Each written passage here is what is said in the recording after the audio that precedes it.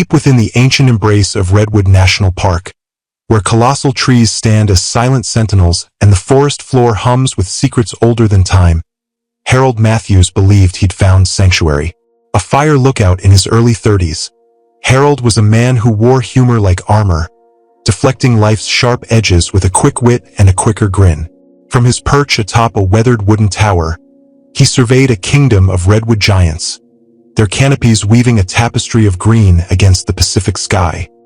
His days were a quiet ritual of scanning for smoke, brewing coffee strong enough to wake the dead, and bantering with the wind that rattled his outpost. Safest job in the world, he'd radio to his supervisor, Tony, chuckling about the perils of stale biscuits or the occasional squirrel eyeing his stash. But in the summer of 2013, the forest unveiled a horror that stripped away his laughter, leaving scars no jest could mend.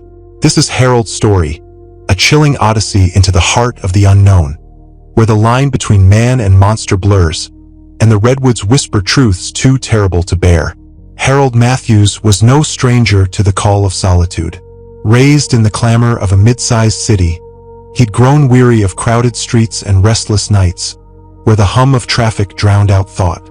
At 32, with a degree in environmental science gathering dust and a string of dead-end jobs behind him, he applied for the fire lookout position on a whim, drawn to the promise of silence and simplicity.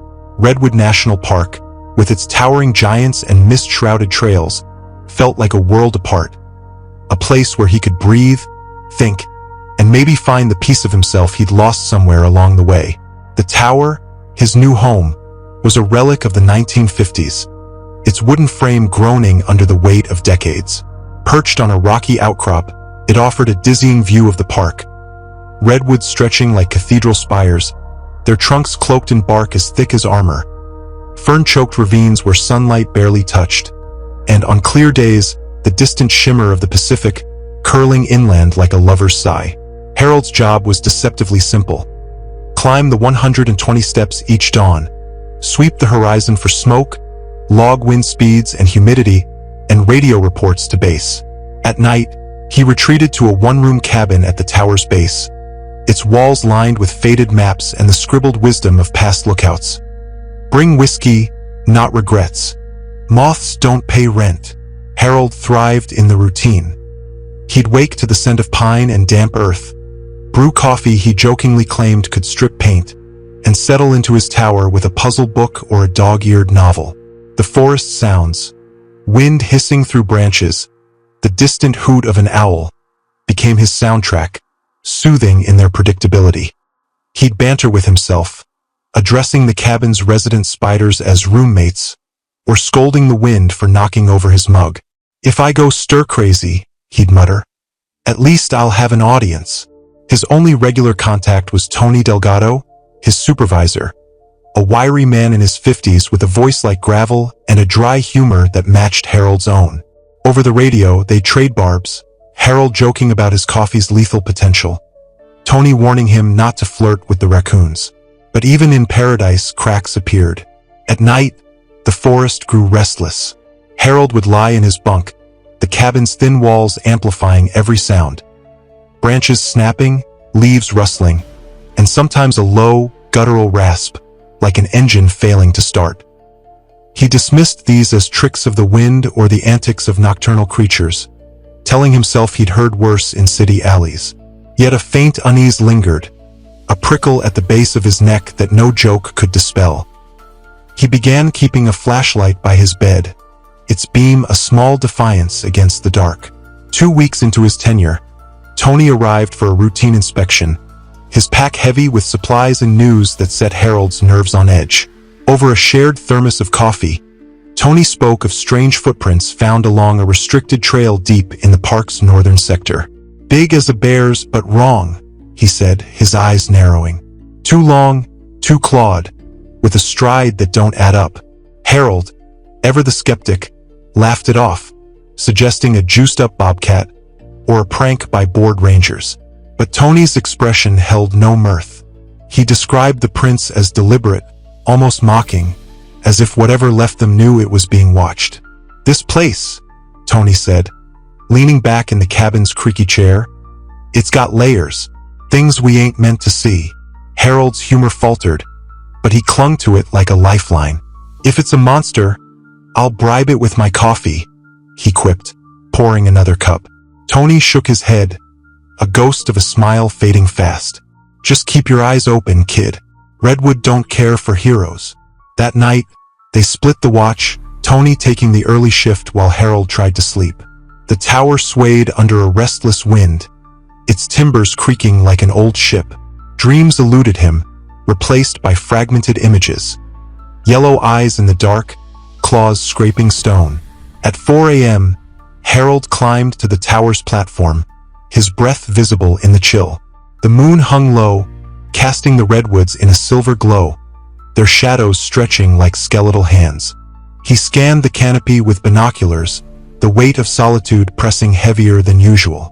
His coffee, lukewarm now, was a bitter anchor to reality. Then movement, a flicker below where the ferns parted like water.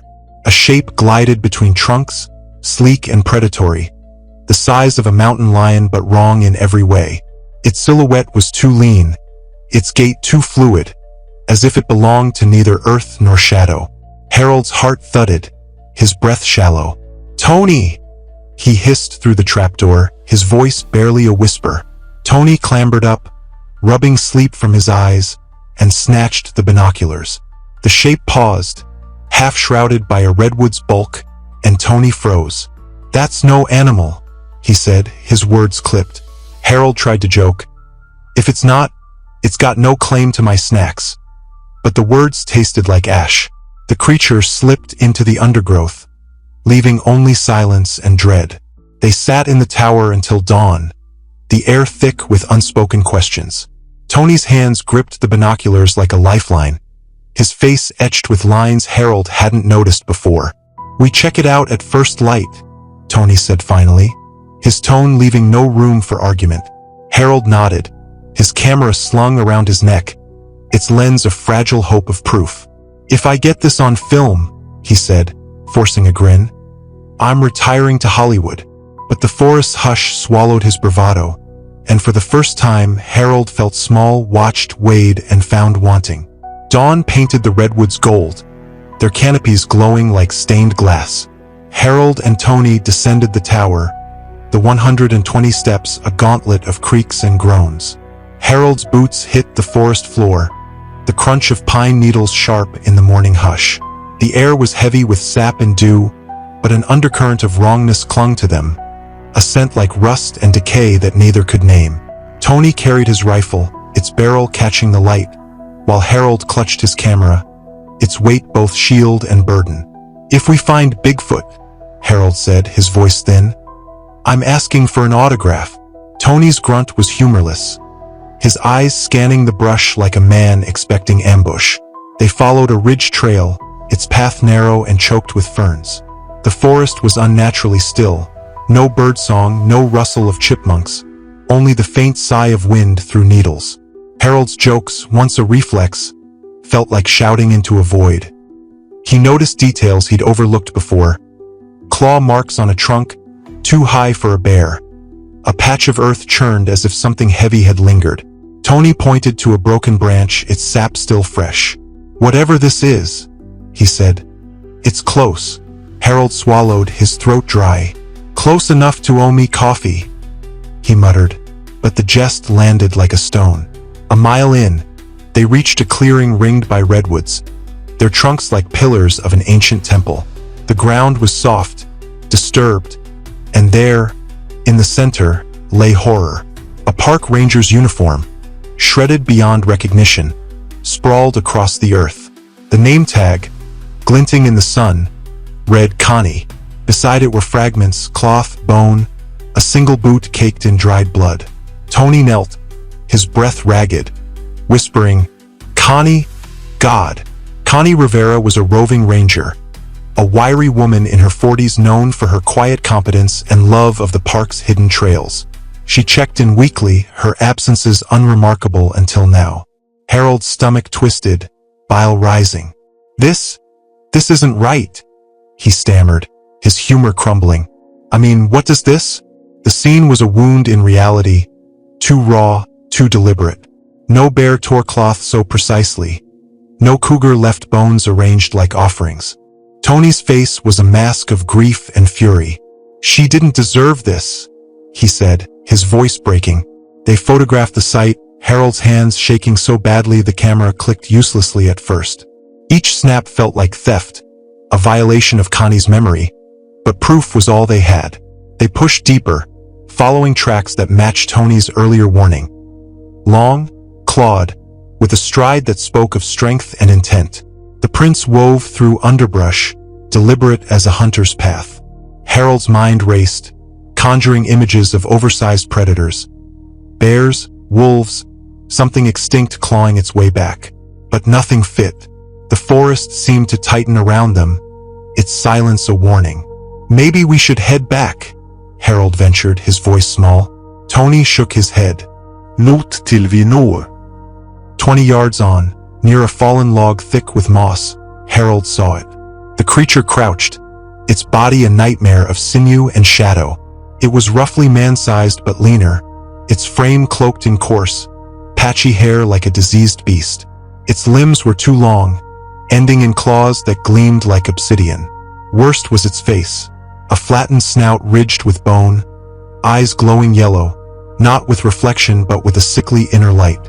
It was still, studying them with a predator's patience, its gaze heavy with intent. Harold's breath caught, his body paralyzed. Tony raised his rifle, slow and deliberate, but the creature was faster. It lunged, a blur of muscle and malice, slamming Tony to the ground. The rifle fired, the shot splintering a redwood's bark. Tony's scream was raw, animal, then silenced by a sickening crunch. Harold stood frozen, his mind screaming to move, to fight, to do anything. The creature's head snapped up, its yellow eyes pinning him. Time stretched, each second a blade against his throat. Then instinct broke through. Harold ran. Branches clawed his face, roots snagged his boots. His lungs burned, his heart a drumbeat of terror. A single thought looped absurdly. If I survive, I'm never drinking coffee again. Humor, his last refuge, was a flickering candle in a storm. He didn't look back, couldn't bear to see those eyes again. The forest blurred, a maze of green and brown, until he stumbled onto a dirt path. Ahead, half hidden by ferns, stood a maintenance shed, its tin roof rusted but intact. Harold threw himself against the door, locked but flimsy.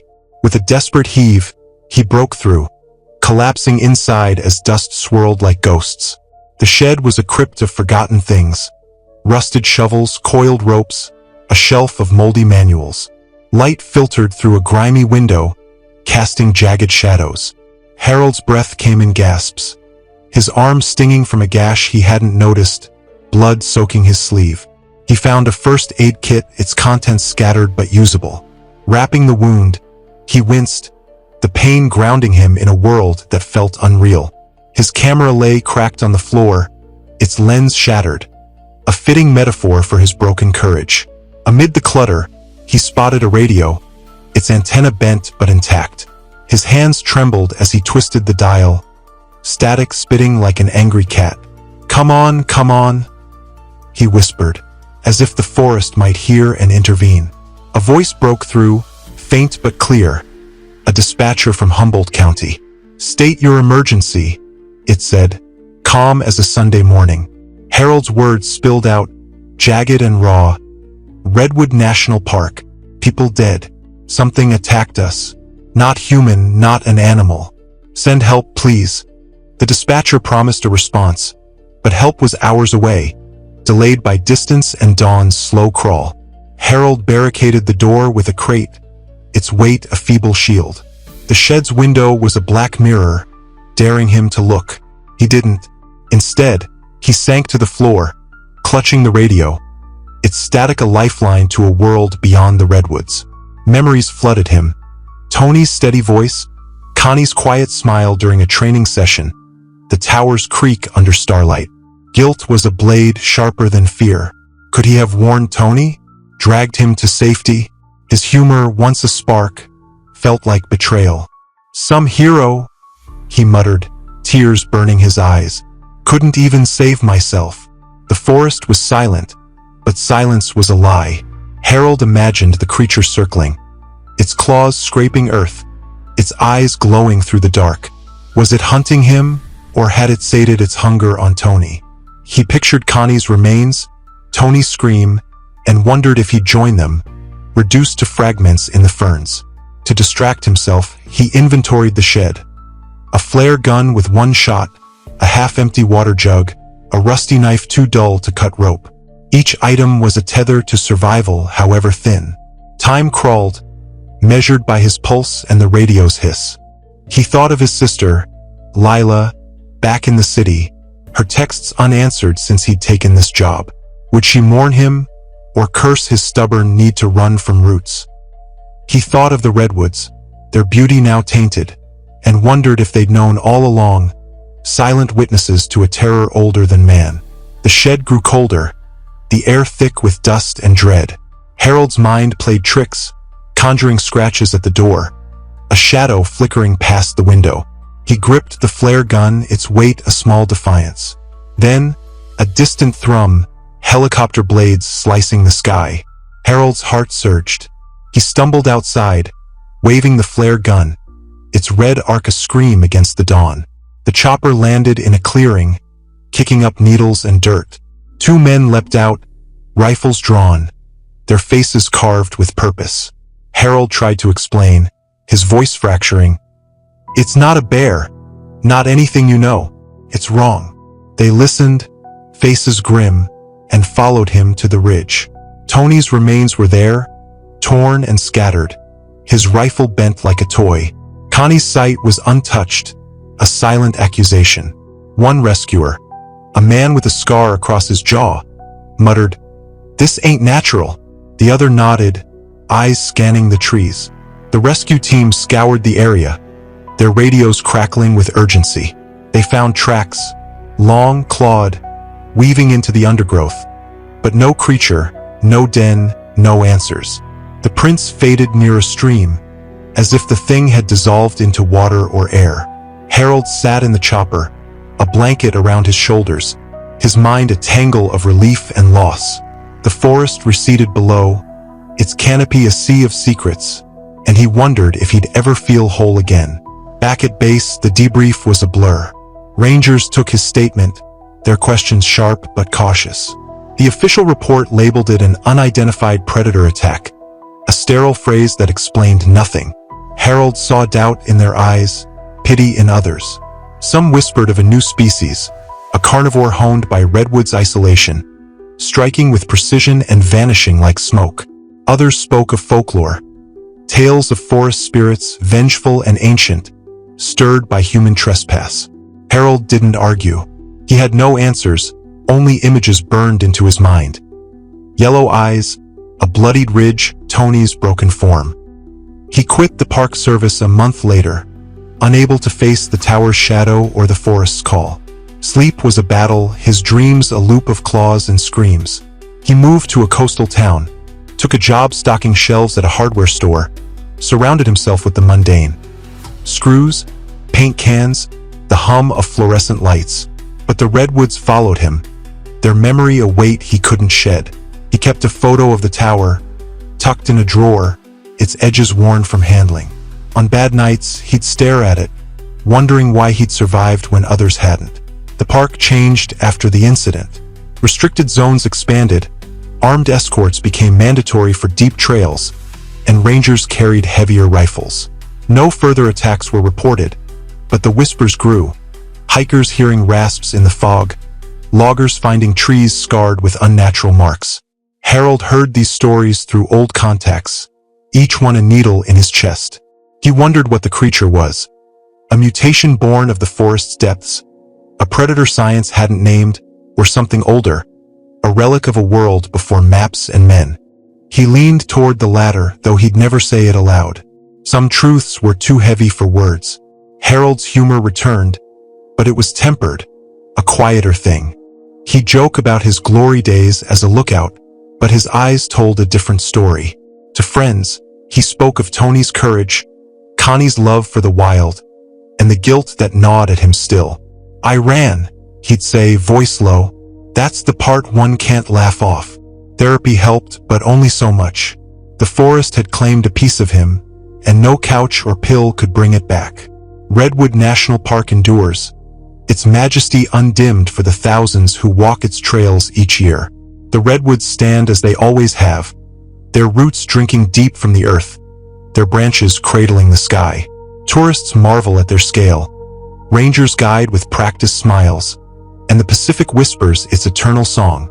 But for those who know Harold's story, the park is a paradox, a place of beauty and dread, where wonder walks hand in hand with fear. The creature Harold saw defies easy labels. Was it a predator evolved in secret, its lineage hidden in the park's uncharted corners? A cousin to big cats or bears, twisted by time into something new?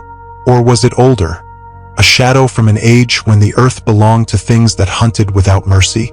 Rangers who've seen the tracks lean toward science, citing anomalies in the park's ecosystem, missing deer, unexplained kills.